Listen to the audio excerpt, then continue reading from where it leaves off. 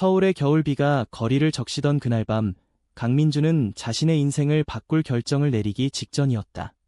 그는 거리의 한 벤치에 웅크린 채 떨고 있는 낯선 남자를 보았고, 그 순간 그의 가슴 속에 스멀스멀 피어오르는 동정심이 곧 다가올 절망적인 거래의 씨앗이 되었다. 당신, 나와 결혼해 줄래? 돈 줄게. 내 인생 바꿔줄 수 있어. 그 말 한마디가 두 사람의 운명을 영원히 엮어버렸다. 민주는 32살, 한국의 거대 IT 기업 강성그룹의 CEO였다. 그의 아버지는 세상을 떠난 지 오래되었고, 할아버지 강태호 회장의 유언은 그를 올가매는 족쇄였다. 회사 지분 51%를 물려주되 35세까지 결혼해야 한다. 진심 어린 가정을 이루지 못하면 모든 것을 포기하라. 할아버지는 늘 가족의 유대를 중시했지만 민준에게는 그저 냉혹한 시험일 뿐이었다. 그는 동성애자였다. 사랑이란 감정을 숨긴 채 사업과 야망에만 매달려 살아왔다. 친구들은 그를 얼음 왕자라 불렀다.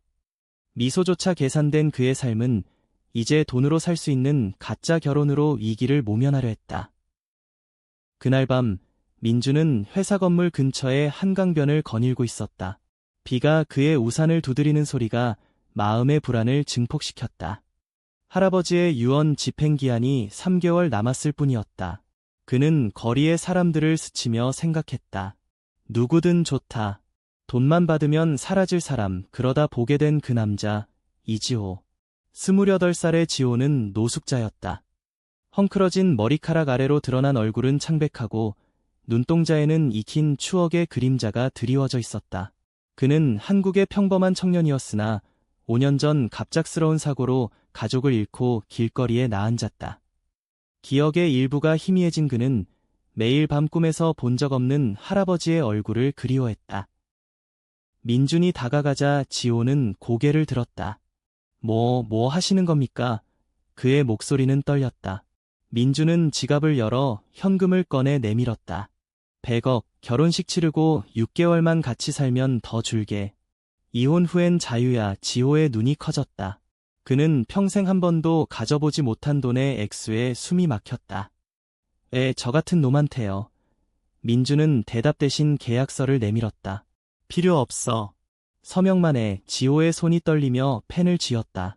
그 순간 그의 가슴에 스며든 건 돈이 아니라 오랜만에 느껴보는 누군가의 관심이었다. 결혼식은 조촐했다. 서울의 작은 등록사무소에서 민준의 변호사가 증인으로 서 있었다. 지호는 새로 사입은 정장을 입고 서 있었지만 어색함이 역력했다. 이제 부부인가요? 지호가 중얼거렸다. 민주는 고개를 끄덕이며 말했다. 형식일 뿐이야. 내 펜트하우스에서 살아. 직원처럼 행동해. 그날 밤 민준의 고급 아파트로 들어선 지호는 처음으로 따뜻한 샤워를 했다. 거울 속 자신의 모습이 낯설었다. 이게 꿈인가? 그는 속으로 중얼거렸다. 민주는 서재에서 일에 몰두하며 그를 피했다. 하지만 문득 지호의 젖은 머리카락에서 풍기는 비냄새가 그의 코를 스쳤다. 이상한 동요가 일었다. 첫째 날, 지호는 민준의 일상에 스며들기 시작했다. 민준은 아침에 커피를 마시며 뉴스를 보는데 지호가 부엌에서 서툴게 토스트를 굽는 소리가 들렸다. 이거 먹을래요? 지호가 접시를 내밀었다. 민준은 처음으로 미소를 지었다. 고마워. 그 작은 대화가 두 사람 사이에 균열을 만들었다. 지호는 민준의 삶을 보며 부러움을 느꼈다. 성공한 CEO, 세련된 옷차림, 모든 게 완벽해 보였다. 하지만 밤에 민준이 홀로 창가에 서서 한강을 내려다보는 모습을 보며 그는 느꼈다. 저 사람도 외로워. 민준은 지호를 직원으로 대했다. 청소와 요리를 시키며 감정은 숨겼다. 그러나 지호의 작은 행동들이 그를 흔들었다. 어느 날 지호가 시장에서 사온 김치찌개를 먹으며 민준은 어린 시절 할아버지의 집을 떠올렸다. 이만 나칭내. 그는 무심코 말했다. 지호는 웃었다. 집에서 배웠어요. 어머니가. 그의 목소리가 끊겼다. 기억의 파편이 스쳤다. 사고 전 따뜻한 식탁. 하지만 그 뒤는 안개 속이었다. 시간이 흘렀다. 한 달째 되던 날, 민주는 회사에서 큰 프로젝트를 성공시켰다. 집에 돌아오니 지호가 기다리고 있었다. 축하해요. 케이크 샀어요. 지호의 미소가 민준의 가슴을 울렸다. 그날 밤 술 한 잔을 기울이며 두 사람은 처음으로 깊은 이야기를 나눴다. 왜 결혼 안 한 거예요? 당신처럼 멋진 사람인데. 지호의 물음에 민준은 망설였다. 사랑하는 사람이. 같은 성별이라서 고백의 무게가 방안을 채웠다. 지호는 놀라지 않았다. 오히려 손을 잡았다. 저도 그래요. 그래서 더 외로웠어요. 그 순간 민준의 세계가 흔들렸다. 지호의 손은 거칠었지만 따뜻했다. 그는 동성애자로서의 고통을 숨겨온 세월을 떠올렸다. 가족의 기대, 사회의 시선. 할아버지는 그런 그를 이해해주지 않았다. 할아버지는 가족을 중시했지만 나 같은 애를 버렸어. 민준의 목소리가 떨렸다. 지호는 조용히 안아주었다. 가족은 혈연만이 아니에요. 선택하는 거죠. 그 포옹은 계약의 경계를 넘어섰다. 2달째, 갈등이 시작되었다. 민준의 비서가 지호의 과거를 캐기 시작했다. 대통령님, 그 남자 노숙자예요. 위험해요. 민준은 화를 냈다. 상관없어. 내 선택이야. 하지만 속으로는 불안했다. 지호가 진짜 과거를 숨기고 있는 게 아닐까? 어느 밤, 지호가 악몽에 시달렸다. 할아버지, 왜 버렸어요? 그의 외침에 민준이 달려왔다. 지호는 눈물을 흘리며 말했다. 사고로 가족 잃었어요. 하지만 할아버지 얼굴이 꿈에 나와. 낯익은데 모르겠어요. 민준은 그 말을 듣고 할아버지의 옛 사진을 꺼냈다. 지호의 눈이 커졌다. 이 사람, 제 할아버지. 사진 속 할아버지 강태호 옆에 어린 소년이 있었다. 지호의 얼굴과 똑같았다. 충격이 밀려왔다. 지호는 5년 전 강성그룹의 지점에서 일하던 청년 이지호였다. 할아버지의 서거 직전 회사 사고로 실종된 태호 회장의 손자였다. 민준의 사촌, 혈연이었다. 진실이 드러난 순간 민준의 세계가 무너졌다. 너 내 사촌이야. 어떻게? 그는 소리쳤다. 지호는 기억을 잃은 채 길거리에 나앉아 있었고 가족은 그를 찾지 못했다. 할아버지의 유언은 바로 이 손자를 위한 것이었다. 가족을 찾아라. 민준은 울었다. 돈으로 시작된 결혼이 혈연과 사랑의 교차로였다. 3달째, 두 사람은 갈등 속에서 서로를 이해하기 시작했다. 민준은 지호를 병원으로 데려가 기억 회복 치료를 받게 했다. 지호는 서서히 과거를 되찾았다. 어린 시절 민준과 함께 놀던 사촌 오빠. 민준 오빠, 당신이었어. 지호의 눈물이 흘렀다. 하지만 사랑의 감정은 혈연을 넘어섰다. 우린 이제 어떻게 해? 민준이 물었다. 지호는 대답했다. 혈연이든 사랑이든 함께라면 돼. 4달째, 회사 주주총회에서 진실이 폭로되었다. 민준은 지호를 공식적으로 소개했다. 이분은 제 배우자이자 할아버지의 손자입니다. 스캔들이 일었지만 민준은 굴복하지 않았다. 그는 LGBTQ 권익을 위한 재단을 설립하며 자신의 이야기를 공개했다. 지호는 그의 곁에서 서 있었다. 사랑은 선택이야. 우리처럼. 5달째, 두 사람은 여행을 떠났다. 제주도의 푸른 바다 앞에서 민준은 무릎 꿇었다. 진짜 결혼하자. 이번엔 사랑으로. 지호가 고개를 끄덕였다. 그들의 키스는 바다 바람에 흩어졌다. 과거의 상처가 치유되는 순간이었다.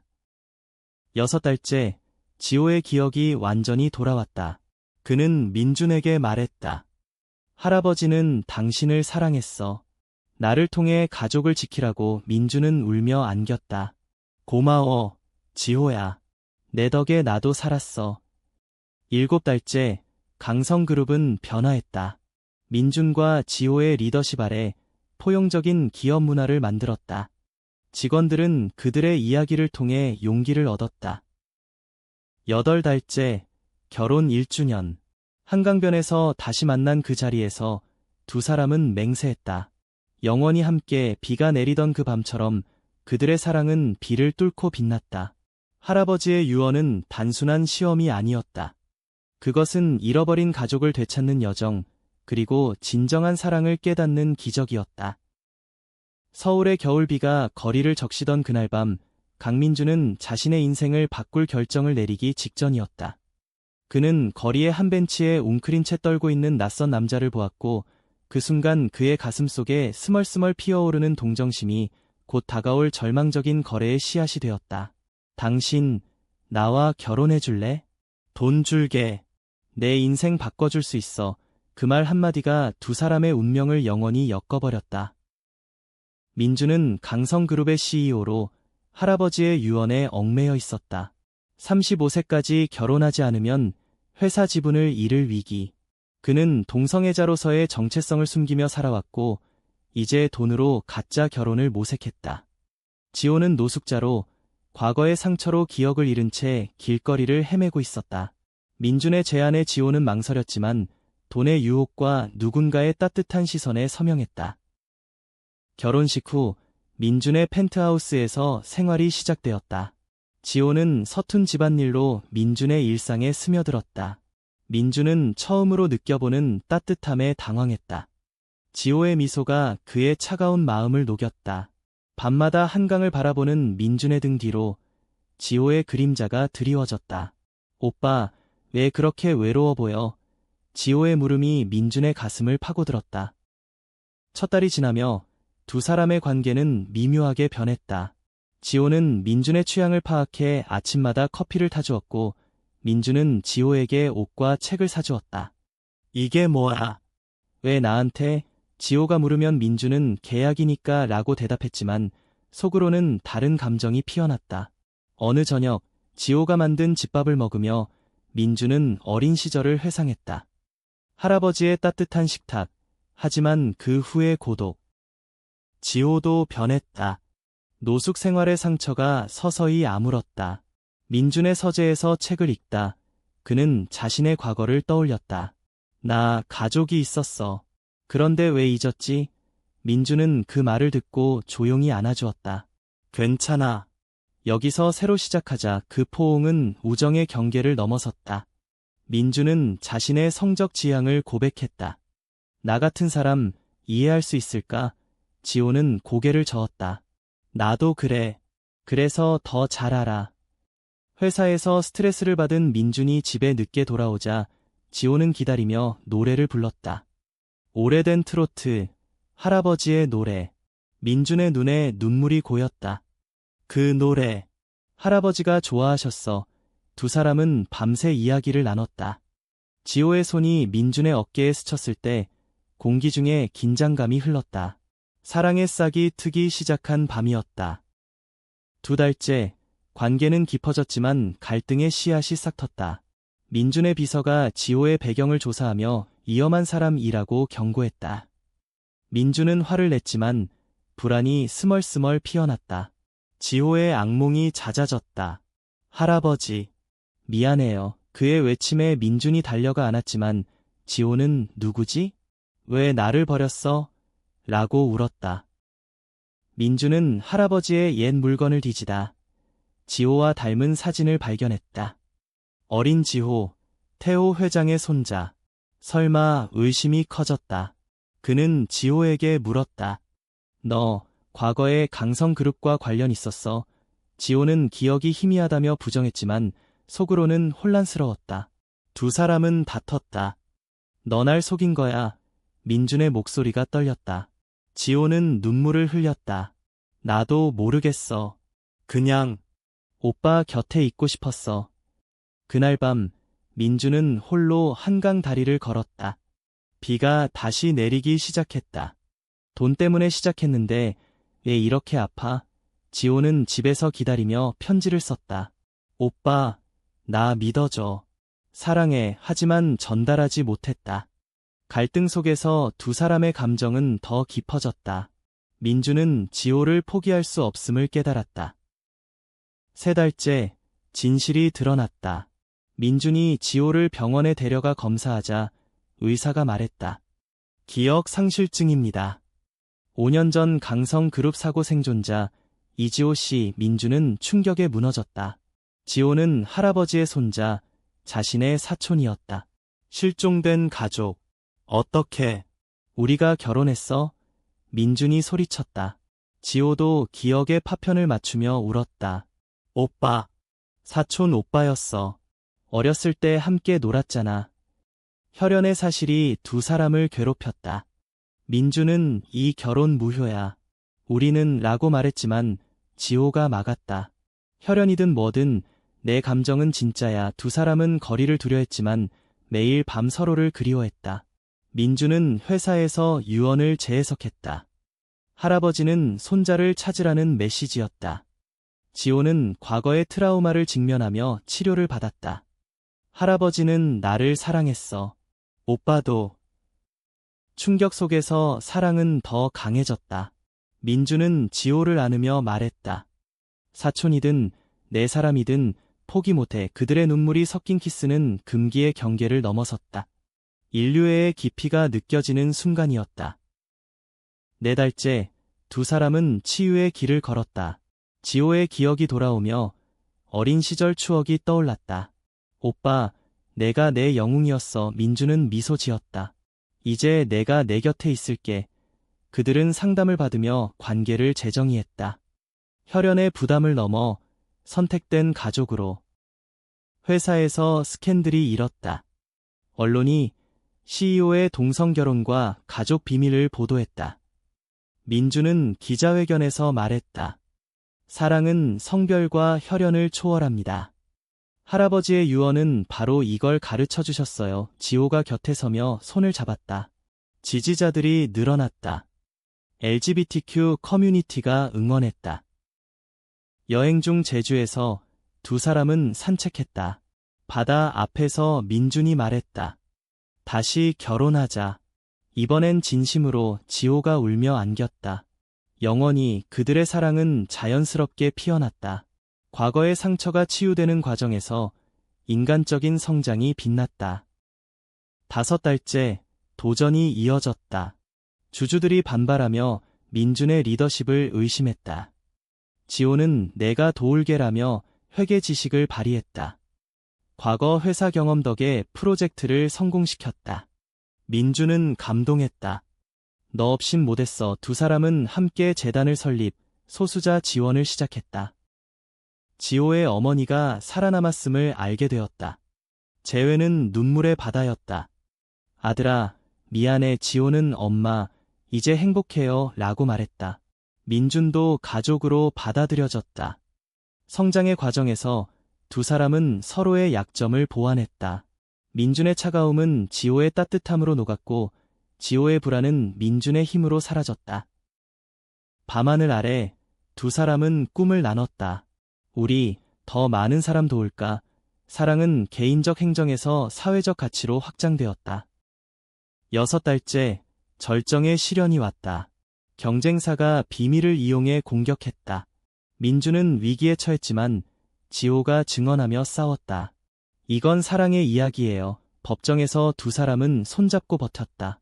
승소 후 민준은 지호에게 말했다. 내 덕에 강해졌어. 가족 모임에서 할아버지의 편지가 발견되었다. 민준아, 손자를 찾아 가족을 완성하라. 사랑으로 눈물이 흘렀다. 두 사람은 결의했다. 함께라면 뭐든 이겨. 시련 속에서 그들의 유대는 더 단단해졌다.